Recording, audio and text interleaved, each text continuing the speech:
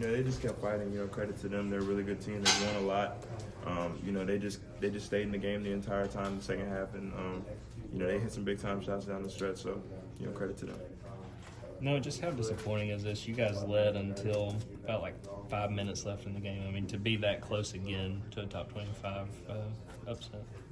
Every loss is always, heartbreaking, but, the way that we did it today, you can see how good we played in the first half. We just got to, keep playing complete 40-minute games in order for us to get these type of wins.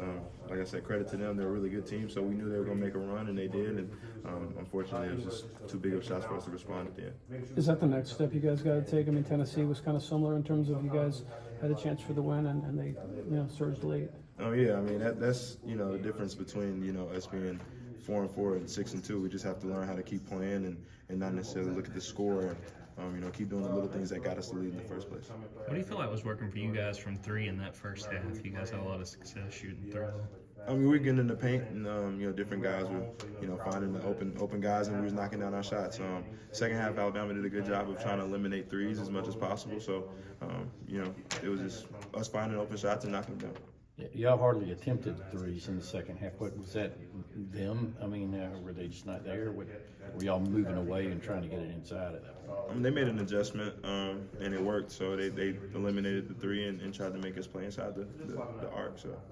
To build off Chip's question, I think at one point in the last few minutes, y'all were one for your last 10 or something like that. Just what did Alabama do defensively in those last maybe 10 minutes to kind of make things difficult for y'all on that side of the ball? They turned it up a notch. Like I said, they got big time stops down the stretch and they made big time plays. So, we just have to keep figuring it out and get back to work tomorrow and prepare for South Carolina, a team that's really hot, one of the hottest teams in the country. Another big time opportunity for us. We got to take care of them on our home floor. Along those lines, what is the key to moving on and getting ready to play that South Carolina team? People, we got to dwell on it for the night and then flush it in the morning. And, tomorrow get back to the drawing board and play the way we played in the first half, be physical, defend, get rebounds, and, knock down shots, and just have to play a complete 40-minute game. How hard was this week? It sounded like a bug was going around on the team. I mean, just what was this week leading up to this game like for you guys? I mean, it's tough, but that's what college basketball is. We can't make excuses, and, everybody in the country is going through something. We're not going to just sit here and say that only Georgia went through something, but, Alabama's probably going through something as well. So we have to just keep working. We can't make excuses. We got to roll the sleeves up and get ready to work. Thanks, Tim. I'm curious as a guard specifically, you see 19 turnovers on the box score there. What's kind of the feeling when you look at something like that? We just got to take care of the ball. We got to do a better job, myself too, not having turnovers. And, I think that was the difference of the game, 19 turnovers to their 9 turnovers. So, we don't turn the ball over. We have more opportunities to score basketball. I'm curious, was there something specific, like a look they were starting to give y'all, or was it just a sloppy night for you guys? They were physical. They got up in us, and, it bothered us a little bit. So, we just have to be tougher with the basketball and, make plays. Can turnovers start to snowball a little bit? Like, does it feel like nobody can take care of the ball at a point? Like, how I guess frustrating is it when it seems like every time you come down the court, you're giving it back to Alabama? It's tough. I mean, but that's what Coach White uses the word respond. So we just got to keep responding, keep trusting it, and turning the ball over is like layups for them and 3-pointers for them. They're a really good offensive team, high-powered offensive team. So the more we turn the ball over, the more they're able to get out of transition and get to their shooters and knock down shots.